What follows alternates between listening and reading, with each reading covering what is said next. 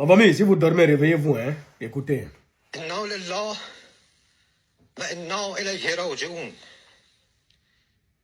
ملت بزرگ ایران، روح بلند پیشوای ملت بزرگ ایران و پیشقراول امت اسلامی حضرت امام خامنه ای با نوشیدن شهد گوارای شهادت در ماه مبارک رمضان به ملکوت اعلا پیوست.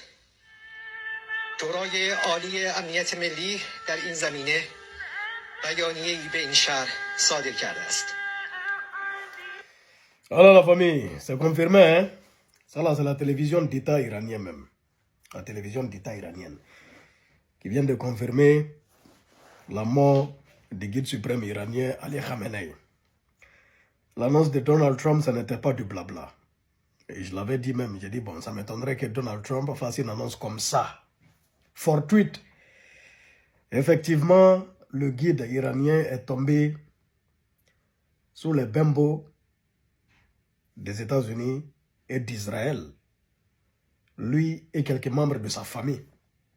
Après, non. On apprend. C'est-à-dire, ils étaient dans leur bunker. Ils ont été visés là et bombardés. Donc, il est parti.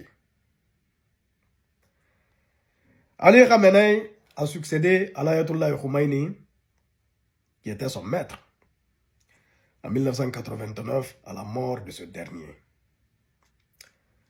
Bon, depuis là, on le traque, hein, il le traque, tu vois, il y a eu beaucoup d'escalade, parce que bon, ça fait longtemps quand même, mais cette fois-ci, avec Donald Trump, le guerrier, le pire est arrivé. Ouais. Là, la question qu'on va se poser là, bon, on va s'attendre à quoi? C'est quelle sera la suite des programmes? Déjà, on a eu un échantillon du programme. C'est-à-dire, bon, États-Unis, Israël, ils se sont levés et ils ont décidé de passer à l'offensive. Et l'Iran a décidé de riposter. Maintenant, bon, vu que l'Iran ne peut pas riposter directement sur les États-Unis, ils ne peuvent pas atteindre le sol américain, parce que les Américains, là, ils sont malins. Hein. Il n'y aura jamais, c'est-à-dire, il n'y a jamais de combat sur leur sol. Non, jamais. C'est toujours ailleurs qu'il y a le combat. Ils sont loin. Première guerre mondiale, il n'y a pas eu de combat sur leur sol. Deuxième guerre mondiale, pas de combat sur leur sol.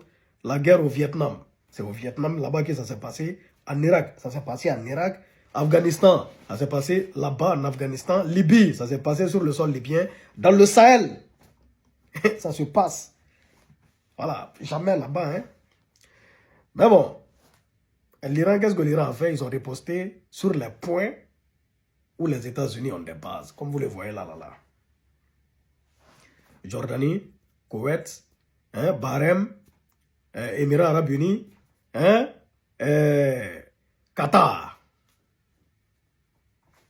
Les États-Unis sont venus se placer là-bas pour contrôler le Golfe. Ils ont des bases. Du coup, en ce moment même, ça bombarde dans ces pays.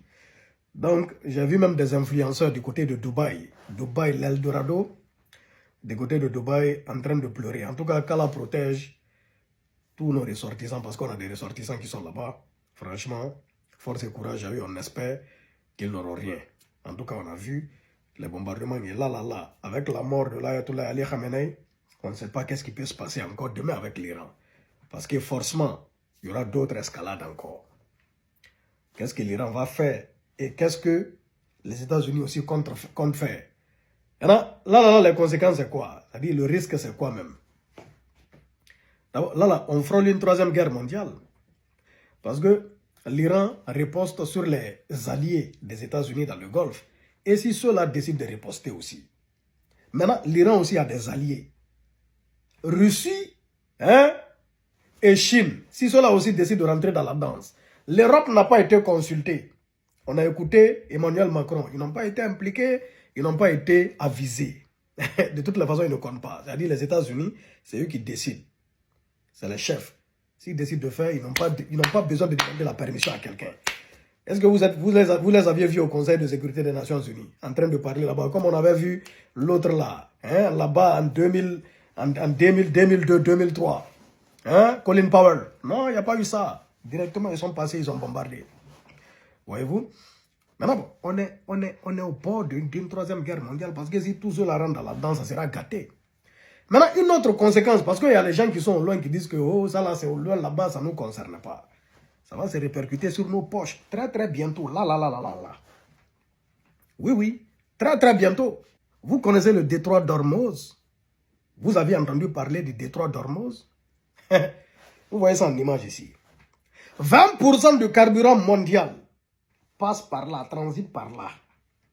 Tout le carburant presque qui quitte dans le Golfe passe par là, par ce détroit d'Ormuz qui traverse l'Iran.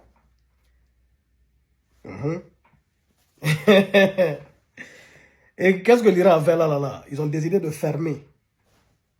Ils ont décidé de fermer ça. C'est-à-dire qu'il n'y a plus de passage de carburant.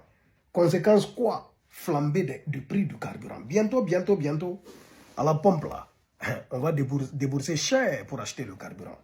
Et si le carburant est cher, automatiquement, tous les autres trucs là deviennent chers. Parce que c'est à travers le carburant qu'on transporte. Si le transport est cher, le carburant est cher, le transport est cher, le prix des produits aussi augmente automatiquement.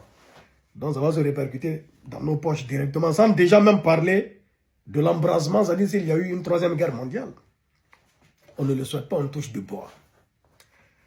Mais là, on fonce tout droit vers ça là. Vous savez, ça me rappelle les prédictions de Salih Tafsir. Les Guinéens connaissent Salih Tafsir. Salih Tafsir, c'est un muezzin guinéen. Il est décédé récemment, là, la paix à son âme. En 2017, je crois, ou 2016, ou bien avant, ou bien 2015 même, il a dit, d'ici 2030, beaucoup de choses vont se passer dans ce monde-là, c'est-à-dire bon, qui va étonner le monde.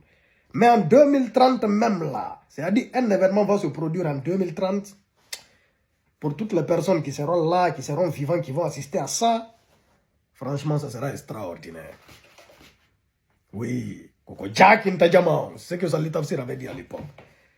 Et je ne sais pas si on ne va pas tout droit vers ce chemin. Il a dit, voici ce qui se passe dans le Golfe. Voici Pakistan, Afghanistan qui se battent. Voici la Chine qui vient envahir Taïwan. Voici Corée du Sud, Corée du Nord. Voici Ukraine, Russie. Sans compter ce qui se passe dans le Sahel, en Afrique ici. Ce qui se passe au Congo. Et où va le monde? Où va le monde? On vit dans quel monde? Affaire à suivre. Ça fait peur. Chacun n'a qu'à porter sa tenue et son kimono. Porte ton casque, dors avec. Tu as intérêt, on ne sait jamais. Ça peut quitter tout part. Que le bon Dieu nous préserve. Amen. Bexul 224. C'est gâté.